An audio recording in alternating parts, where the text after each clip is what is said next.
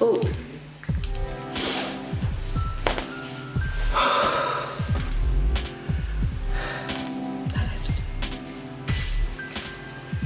Okay, so our link is active. Check the sound for me, please. You should have your AirPods just on the window too. And let me know if things are not going alright. Send me the book, please. It's on my Oh yeah, I put it. I put it on my status. Can you lift your chair a little bit up? Oh. Perfect. And can you bring it down from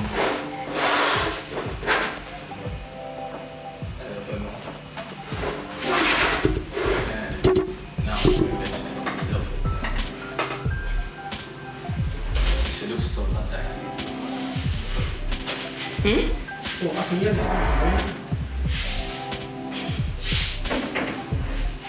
Oh yeah, Okay. I can hear you. You can hear. Yeah, that's good. Yeah, that one. You can hear us. That's fine. There's only 4 seconds. Yeah.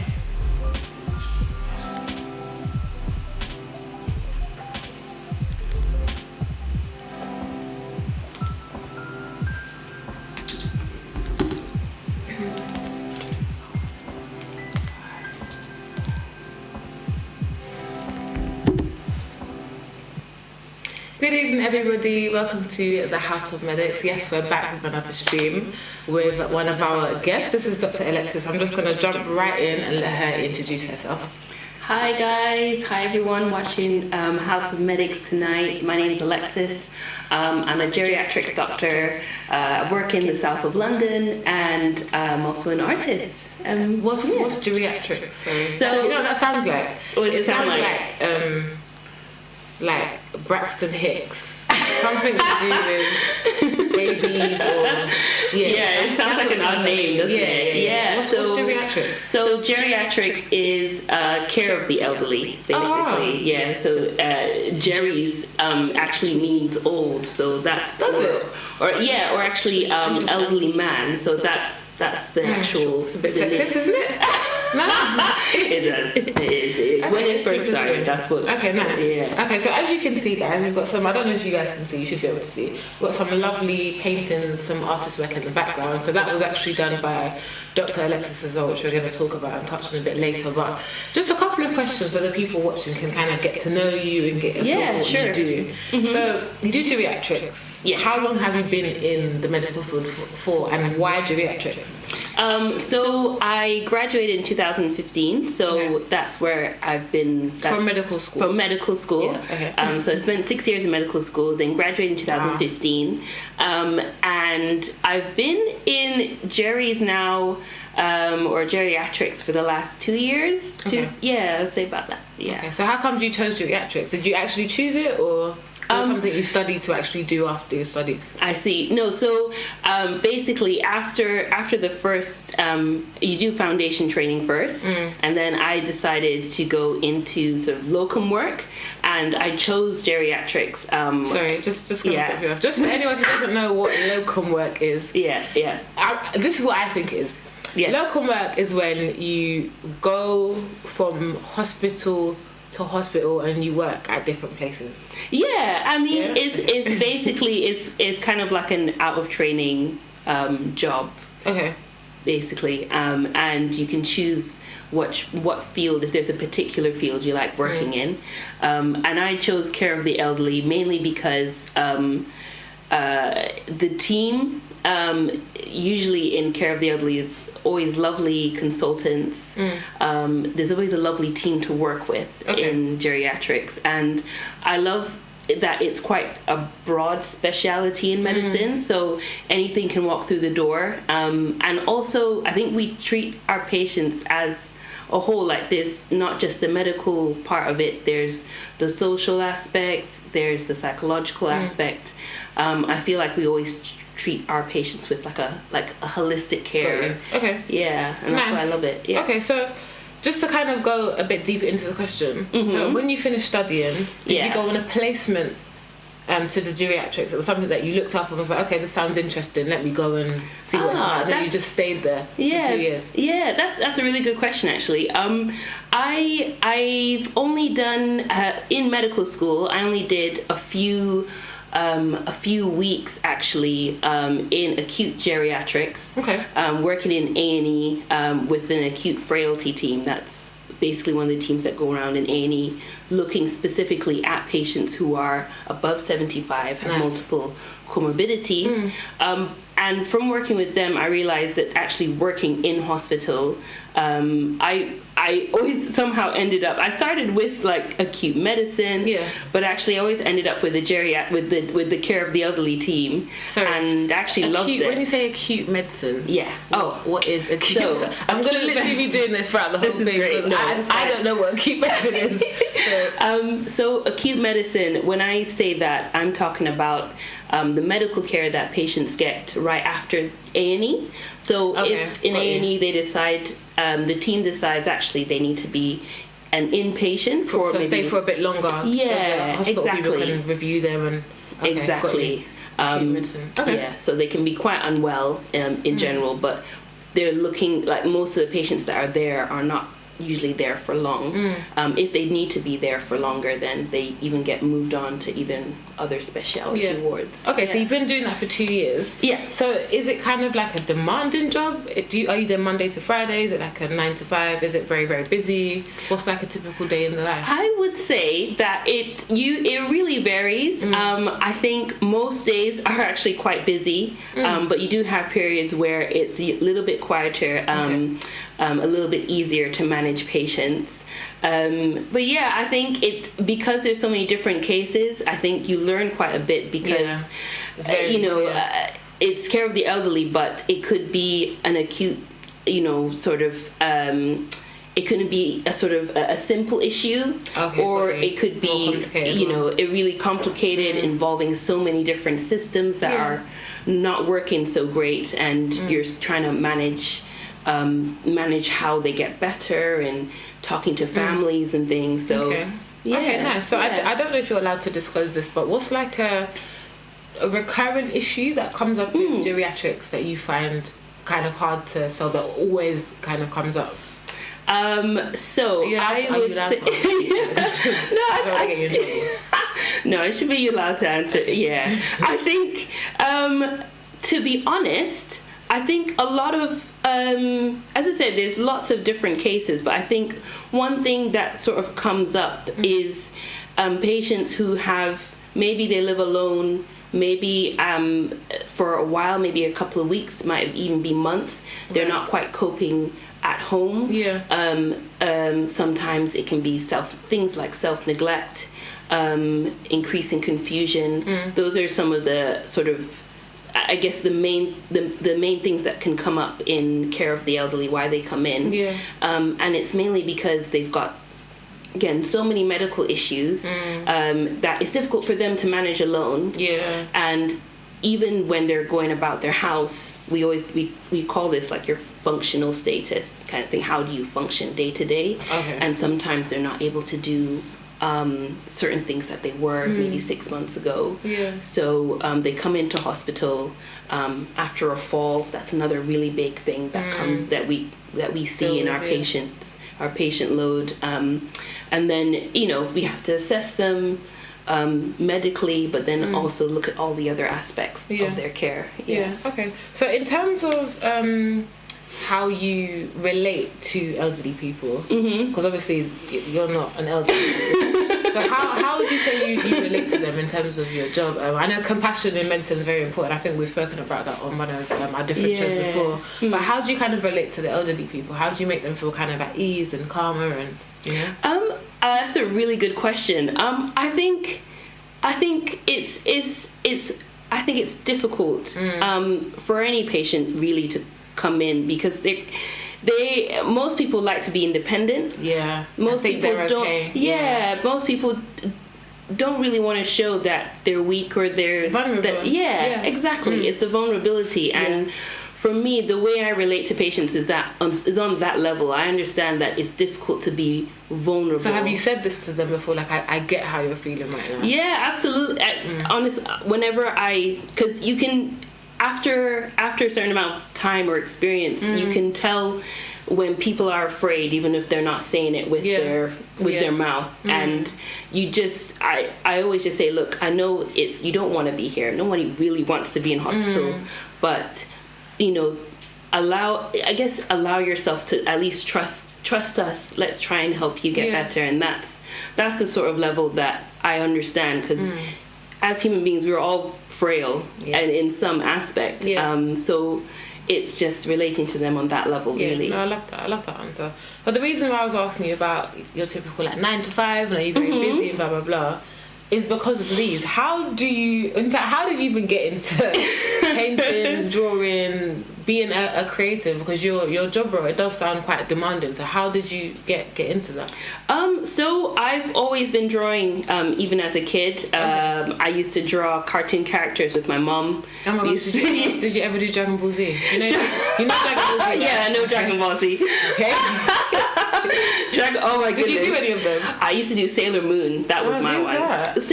I know the Vegetas and the Gokus and the Vegeta, Goku, Gohan, Piccolo. Sailor Moon. It's in the same category, but it's the more girlier version, I think. I've never heard of a Sailor Moon. But yeah, Dragon Ball Z. Honestly, Cartoon Network, Nickelodeon. That was my favorite, and obviously Disney. So what I used to do is sit with my mom, and we used to actually draw out or trace out characters, even Looney Tunes. We used to make posters for everybody's birthday. We used to do lettering and stuff, and it started from there. So I've been drawing all my life. Since then. So is your mom a creative as well? Does she draw? Yeah, she paints. Nice. She paints. That's what she does. She hasn't done it for a while, but that's what we've got her artwork as well at home. Nice. Okay, so you kind of picked that up from your mum then. Yeah, so, I would say so. Are there any other medics in your family? Or are you the other person? I'm currently the only one. Got a sister studying veterinary medicine. Nice. This is the sister, by the way. This is her. That is her. What's she saying again? Veterinary medicine, so the study of animals. Okay, cool. Yeah. I thought I was going mad.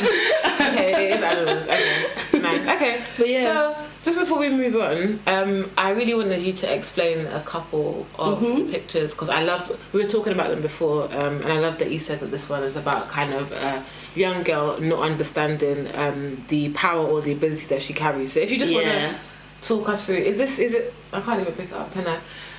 Maybe they'll be on her Instagram, which we will obviously say the handles at the end, but hopefully you guys can see them. But I'll leave you to just explain this one. So the top one over there in the pink, that one, they've all got names, so I've named them all as an actually sort of people names. So the top one, her name is Pearl. A lot of the inspiration behind my artwork is just about I guess understanding the power and the uniqueness that every one of us have. So Pearl is looking forward, and she's sort of focused, and she's thinking about her future, thinking about what's ahead, but there's also what's behind her is all these pearls, and this sort of I don't even know how to explain it, like all this talent. That's what the sort of pearls represent, and her strength as well. The pearl is one of the most strongest gems out there, and it's very precious, it's very special. And even she's made of it as well. So Pearl is just someone who is focused, but also has this amazing inner strength behind her. Love it. I love it. And this one in particular. Yeah, I would love for you to quickly explain that one as well. Yeah. All I can see is a powerful lady in a suit. I think this is lit. So this is Phoebe. So again, she's focused. She's looking forward. She's powerful. Like she's in I feel like you can see her in any industry as well. And she's, again, like Pearl, she's creative. There's things that are, there are ideas that are emanating from her. On her jacket, she's actually got a tree, so she's full of life. She's something that is sort of steady and stable, but actually life-giving, and she's royalty as well. Love it. No, I love that little crown. Yeah. Lovely. Okay, cool. So let's move on. Let's talk about the pros and cons of your role at the moment. And again, I don't want to get you in trouble, but what would you say you really, really enjoy about the role? What would you say that's something that maybe you haven't particularly liked, or something that's maybe taken a toll on your like mental health, which we'll go into as well? Yeah. So what I love about I guess even as a doctor in general is actually talking to people from all sorts of backgrounds. In care of the elderly, if I have time, if I'm not busy doing jobs, then it's actually quite nice to take a few minutes to actually chat to your patients. They're a bit more open and willing to, give you a little bit of a history. They always want to talk to you. Yeah, honestly, everybody's got a story that they want to tell from back when. And I found that elderly people love to tell their stories. Like their life, I mean, it's not everyone, but the ones that do. If I have time, I would happily sit with them, and I love to find out. Even with any patients, I'd love to find out what they do, how they are. I think in medicine sometimes it's very easy to classify them just as their medical problem. Yeah. I can say chest infection in bed 1 or urinary tract infection in bed 2, and I don't understand, there's no depth in that. But that's why I kind of like care of the elderly, because I'm looking past their problem or their complaint and why they're coming in. Yeah. Okay. That's a major pro, I think. The cons, maybe sometimes the long hours, it can get quite stressful if you're having to do lots of jobs at the same time. I think sometimes there can be difficult conversations if things aren't going so well with patients. I guess it's hard to classify that as a con because it's part of the job. But if you're someone who, I don't know how to explain it, it's something that it can wear you down. I think if you don't know how to talk to your teammates or other co-workers about how you're feeling or how you want to address sort of situations in patients' care, I think that sort of can be a bit of a downside if you don't have the resilience, I think. Okay. So as a doctor, and we did obviously touch on this before as well, you had depression for a certain period of time. Tell us about that. Yeah. So the thing is, the depression, I think I didn't really recognize it until about the first year of working in a hospital. Right. I had a few quite tough placements where it was physically, emotionally, mentally demanding. And I didn't actually recognize in myself that I was being burnt out, and slowly, like, I could feel myself sort of eroding away almost.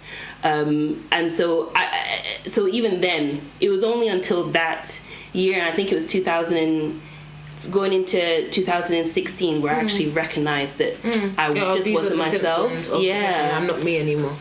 Exactly. And I think it probably even started before maybe like the last year of doing my degree as well. But again, I just didn't recognize the symptoms back then. It was just sort of, I'm tired, or I don't really want to go out. And even if I do go out, I can put on a very good mask, so I can go out and make, I can say, it look like you was okay. Exactly. But actually, I'd just go home and I would cry. But it's crazy to even think about that, because I just it's crazy to think that I didn't understand or didn't know or didn't have the insight that was actually what it was. Yeah. So how did you kind of did you self-diagnose, or did you see somebody? How did you realize, okay, this is actually depression? So part of it was actually recognizing myself that, look, 2 years ago, this wasn't you. You weren't like this. Especially in your mind, you weren't. It just wasn't. Yeah, you just weren't like this. So part of it was actually recognizing, ooh, I've got all these symptoms. The second part I would say is I actually went to my GP, and then I actually went to my clinical supervisor at the time. Yeah. And that's where I just sort of broke down in tears in front of her, and that's when I also realized. Were they compassionate when that happened, or were they like, oh, like were they actually? How did they react? I've actually for my GP. And my clinical supervisor, they were actually really understanding. And I know that that's not the case for quite a few people who've had sort of similar mental health issues as healthcare professionals. But I was quite lucky that they actually were compassionate and understood what was going on. So obviously you're medically trained, so you'd be okay to say this. If you could just let the viewers know the symptoms of what you had, depression, and any advice that you say to them to do, whether it's to speak to a friend, family member, or their GP, what would you advise somebody? Yeah, so the symptoms, there's actually clinical signs of depression. Those include insomnia. So it can, by the way, it can vary from person to person, but you have to. It's something that you kind of have to make sure that you've actually pinned down that you've got these symptoms. And that's where talking to a GP is so important. So you can have insomnia. That's what I had. Overeating can be one of the symptoms. That's what I also had, but it can even change to actually complete loss of appetite. Or you can actually go the opposite way. You can even stay up for all hours of the day and the night. Another one is you're looking at your mood. So your mood is low. That's usually one of the hallmark signs of being depressed as well. For a lot of people, they experience things like inattention, loss of focus. The other one is the things that you like doing. So we call it anhedonia. So it's basically it's where you have, most people have hobbies or something that they like doing. They like going out, they like fishing, they like walking. You start to realize that none of your normal interests they just disappear. And for me, there was a while where I just couldn't paint. And it's actually very frustrating because I would sit down there. Did you want to paint, but you just like, I just actually can't do this right now? There were times where I wanted to paint, and then I would just sit in front of a blank sheet of paper for ages. And then there were other times where I just, I usually sort of doodle, at least maybe once a day or something. But I realized that I hadn't done it for like months. Right. And it just didn't even occur to me to even want to draw. So when I look back, I'm thinking, wow, like that's so weird. I just to be so different from That's really interesting, and I love the fact that you've gone through it. You're in the medical field, and you've actually come out successful and strong on the other end. So well done for that. That's amazing. And I think this is testament to how you overcome depression as well. So. Lovely. So let's move on to your upbringing a little bit. Obviously, you guys can hear a bit of a twang in her voice. What accent is that? It's a good question. So from the age of 5, I basically went to a different country almost every year until the age of 12, 11 maybe. I'm trying to think. Yeah. So I when I was 5, I first went to Malaysia, and then I lived in Israel, lived in America, which is I think where most of that's the strongest accent that I picked up. I've lived in Costa Rica, and then went back to Malaysia. Spent a few years in England, in London, and then went to Malaysia again, where I think I spent the longest time for like high school. What do your parents do, if you don't mind me asking? So my dad is an engineer. So he started off as an electrical engineer, then he went into management, and my mom she mostly did like office work, and then she had us, and so she'd stay at home and take care of us. Nice, lovely. Okay, cool. So when you was doing all that traveling and Yeah. did you ever think, okay, I want to become a geriatrician? A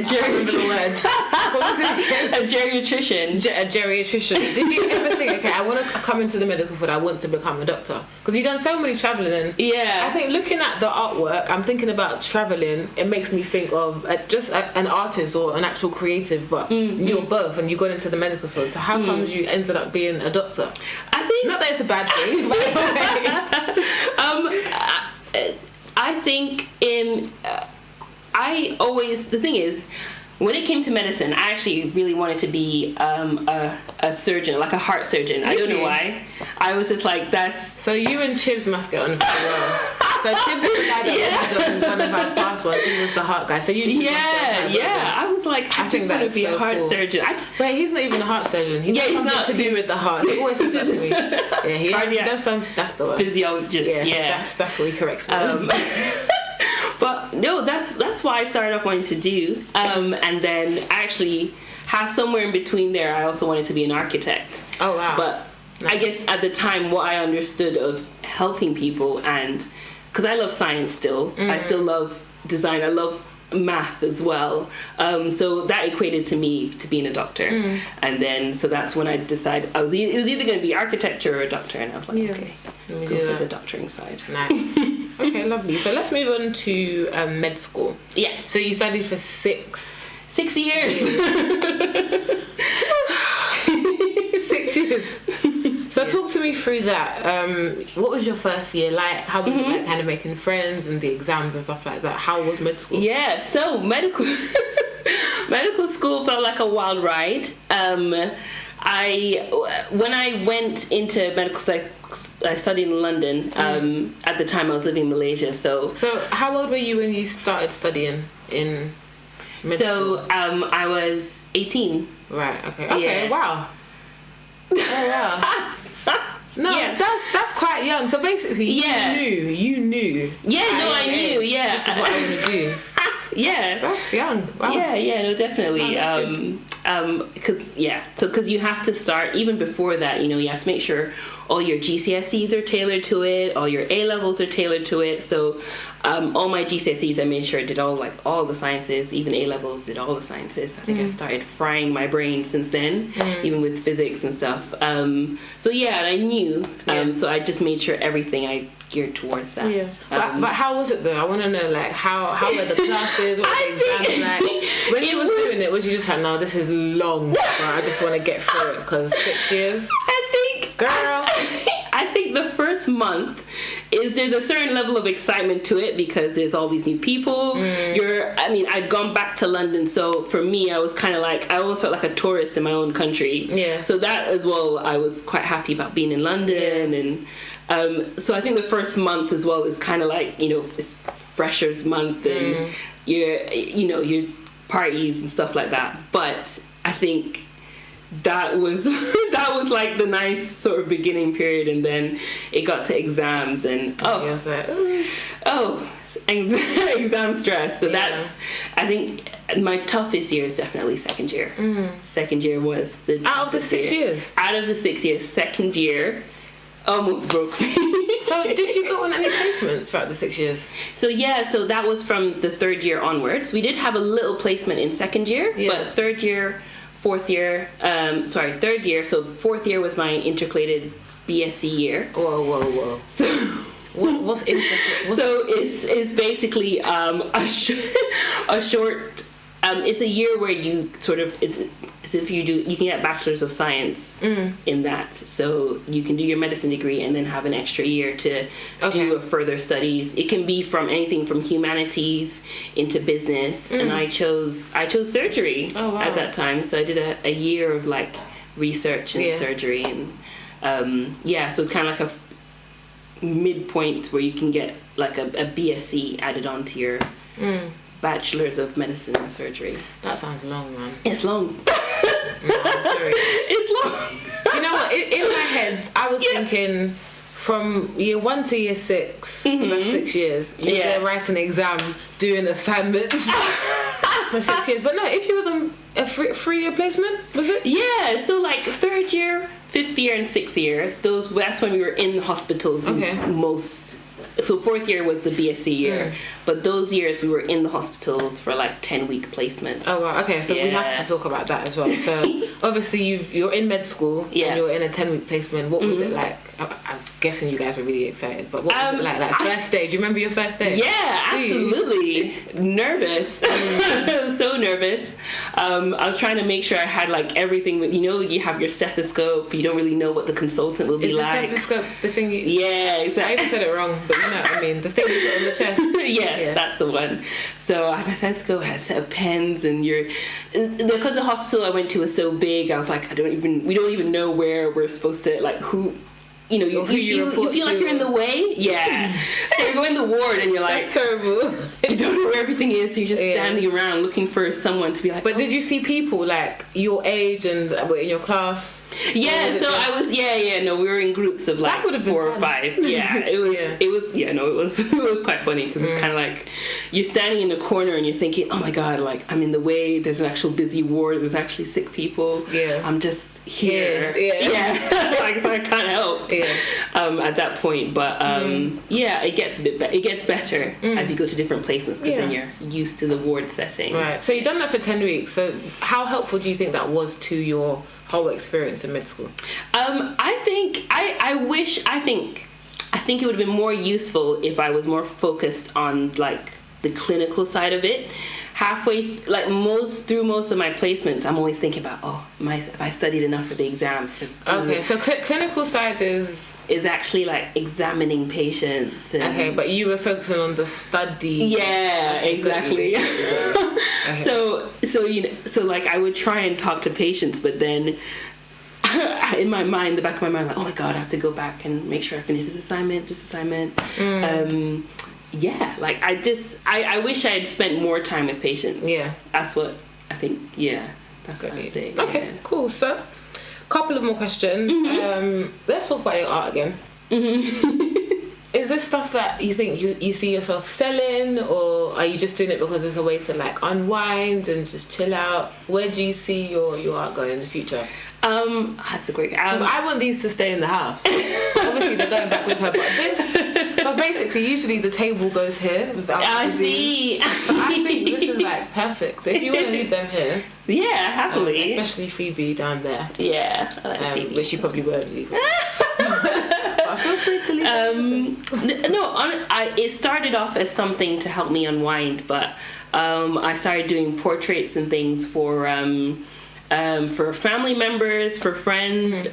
So then I started selling like more like specific designs for events. But I do have an Etsy store, so I do actually want to sell them. What? Sorry, I have an Etsy store. What's an Etsy as in like an online like an online shop. So I do. So you do actually sell them. Yeah. Okay, nice. So where can they find you on Etsy? So it's Alexis on Designs. You can find me there if you wanted to purchase a print. So I am looking to sell my artwork and things, but it did start off as something to just unwind and relax. Do you think I still use it that way? Do you think there's something called art therapy? Is art a therapy? Yeah, so you use it as a therapy? Absolutely. Actually a lot of my recovery from depression actually just involved art. So I was with a mentor, and what we did was I would practice like meditation and relaxation, and then I would actually go to my canvas and use any like material, pen, pencil, anything, and actually just start drawing. Well, next time you're meditating or you're in front of a black canvas, think of me, and I want to see what comes up. Hopefully there's not blacks on the oh my god. Sorry. Yeah, no, but genuinely, art therapy, I think it's something that it's definitely a great tool, especially when you can't write. I used to paint when I was younger, but actually I used to paint and I used to draw, but I was never good. But I wanted to be good. Oh, is it? Like my brother, he's so good, but I wanted to be so good at painting, but it just never Never happened to me. No, but you see, that's the thing. Like, honestly, a lot of this is only after like practice. No, I want it to be good straight away. It just that's the thing. Yeah. That's what puts people off Just of things like art therapy. Yeah. It's like, oh, didn't do that thing perfectly at first time. I want to stop, but actually. But okay, let's move on. Where do you see yourself in 10 years? You're working with the LD at the moment. In 10 years, is it something that you still want to carry on doing?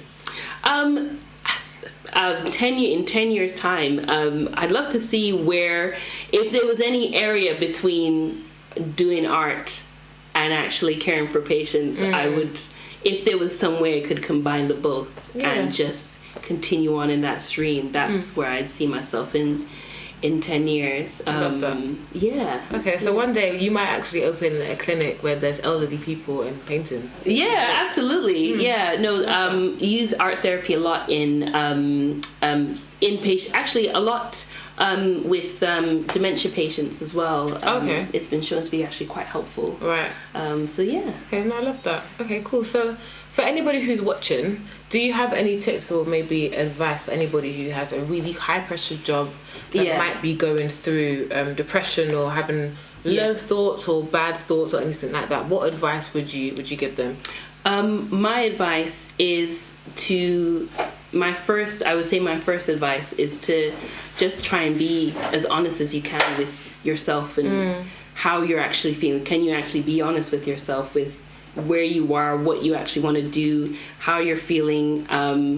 I think that's the first step. The second step is to speak up and to actually talk to someone that you trust about how you're feeling. I think that's probably the biggest step, is actually opening up and being able to be vulnerable and that you need help. Like, I think that's the biggest step. And then from there, it's just knowing that it might be a journey, and that journey actually might be long, but at the end of it, when you look back, you're going to be like, I'm so glad I took those steps to actually find someone to talk to. Exactly. Yeah. I mean, we've literally just come out of, or we're still kind of in a pandemic as well. So I read so many and heard so many cases about depression as well. So I think it is as annoying and painful as it might be in the beginning to kind of talk to somebody and step out of your comfort zone. Absolutely. It's definitely needed. Depression is a topic that I don't think is talked about enough, to be honest. No, it's not. It's not talked about enough, and I wish there were more mental health resources out there for such things. But just speaking up about it. Exactly. Lovely. Thank you so much. So, thank you so much for joining us. It's been lovely to be here. Hope you let us keep one or three of those paintings in the background. Of course. So I'm just going to quickly run through our social media. So our website is houseofmedics.org. Our Instagram is We Are House of Medics. YouTube is the same thing, We Are House of Medics. LinkedIn is We Are House of Medics. And the Clubhouse, if you're not following, it's Dr. Emma, Mary, which is Miss Oladele, and Aliyah, which is MS Aliyah. So you can follow them, and they are on Clubhouse once a week or twice a week or every 2 weeks. If you follow them, you'll definitely get the notification. And on Twitter and TikTok, we are House of Medics. So I'll just let you tell everybody your social media handles. And do you have a separate page for your... You can find me on Instagram on Alexis on Designs. You can also find me on TikTok as well, Alexis on Designs. And I've also got a website, www.alexisondesigns.co.uk. Love it. So thank you so much, Alexis, for joining us. I've loved having a chat with you. Here. Yeah. And I'll speak to you guys in a couple of weeks. Thank you so much for joining. Have an amazing evening. See you soon. Bye.